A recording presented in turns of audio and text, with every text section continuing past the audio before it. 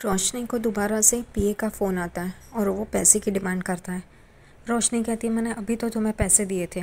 तो वो कहता है वो सिर्फ 25,000 दिए थे, मैंने 50,000 मांगे थे।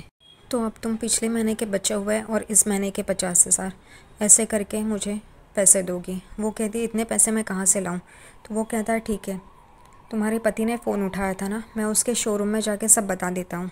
रोशनी डर जाती है। वो कहती है ठीक है, मैं तुम्हें देने के लिए पैसे तैयार हूँ। वो कहता है 1 घंटे के अंदर सिटी मॉल के पीछे बुलाता है उसे पैसे लेके। यहाँ पे सचिन और साइली दोनों बात कर रहे होते हैं। इतने में ही ऊपर से एक आदमी आता है और कहता है क्या हुआ, मन्नत पूरी करने के लिए तैयार नहीं है, तुम्हें उठाने के लिए तैयार नहीं है क्या, इतना कमज़ोर है। तो वो कहता है मैं कमज़ोर? सचिन कहता है मैं कमज़ोर नहीं हूँ, इतना ही है तो तू इसको उठा अपनी बहन समझ के और लेके जाओ ऊपर। तो वो कहता है मन्नत तुम्हारी है, मेरा उठाने से कुछ नहीं होगा, तुम्हें ही उठाना पड़ेगा। और वो वहाँ से चला जाता है। साइली सचिन को कहती है अगर तुमने उठाया नहीं तो ऐसे ही सब लोग तुम्हें आके ताना मारते रहेंगे, इसलिए जल्दी उठाओ और चलो। सचिन आखिरकार साइली को उठाता है और सीढ़ियाँ चढ़ने लगता है। और यहाँ पे साइली बहुत ही खुश होती है। वो लोग सीढ़ियाँ चढ़ के ऊपर चले जाते हैं मंदिर में। वहाँ पे ही साइली को नीचे उतारता है और वो एकदम ज़मीन पे नीचे लेट जाता है। साइली उससे पूछती तुम ऐसे क्यों लेट गए हो। तो वो कहता है मेरी पीठ दर्द कर रही है, मेरे हाथ दर्द कर रहा है, बहुत ही दर्द कर रहा है मेरा बदन। वो कहती है कि चलो मंदिर में जाना है। तो वो कहता है मैं उठ नहीं पाऊँगा, अब बहुत हो गया, तुम्हें उठा के मेरा बदन दर्द कर रहा है करके। वो फिर उठ जाता है और वो मंदिर में चले जाते हैं आशीर्वाद लेने के लिए। साइली सचिन से उसकी गाड़ी की चाबी मांगती है। वो चाबी पंडित जी को कह के देवी के चरणों में रखती है और पूजा करते हैं। वो दोनों पूजा करके बाहर आते हैं और चुनरी वो कहती है हमने जो वचन लिया था उसी वचन के लिए हम ये बांध देंगे। और वो दोनों चुनरी को बांधते हैं और वो फिर निकलने लगते हैं गाड़ी से। तभी सचिन कहता है मेरी पीठ दर्द कर दी है, मेरा हाथ दर्द कर रहा है। तो वो कहते हैं कि इतना क्यों दर्द कर रहा है मुझे उठाने की वजह से। तो वो कहता है तुम्हारा काम क्या है, बैठ के फूल माला बनाओ, मेरा वैसा नहीं है। तो वो कहती है तुम्हारा काम क्या है, ऐसे ही बैठते हो और व्हील चलाते हो। सचिन और साइली की नोक-झोंक चल रही होती है। उतने में सचिन कहता है मुझे बहुत भूख लगी है। तो वो कहती है ठीक है चलो हम खाते हैं बाहर, और फिर चले जाते हैं।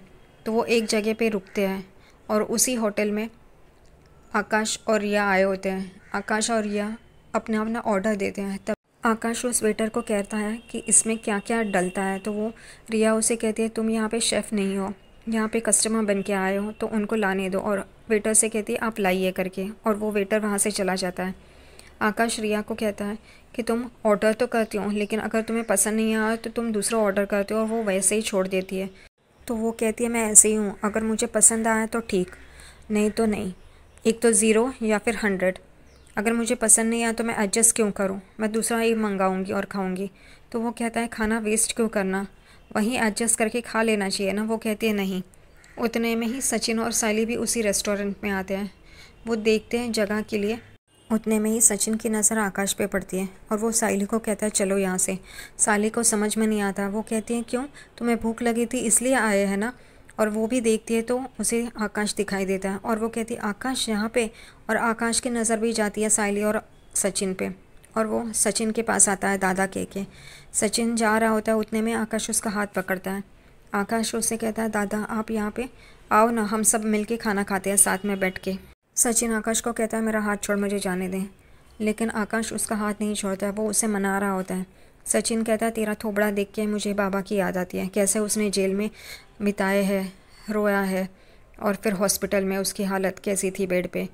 लेकिन आकाश कहता है पुरानी बातों को क्यों पकड़ के रखा है, छोड़ ना। तो सचिन को और गुस्सा आता है। वो कहता है तू मेरा भाई नहीं है, अगर मेरा भाई रहता तो अपने बाबा के बारे में सोचता, अपने बड़े भाई के बातों को समझता, लेकिन तूने ऐसा नहीं किया है, इस वजह से तू मेरा भाई नहीं है।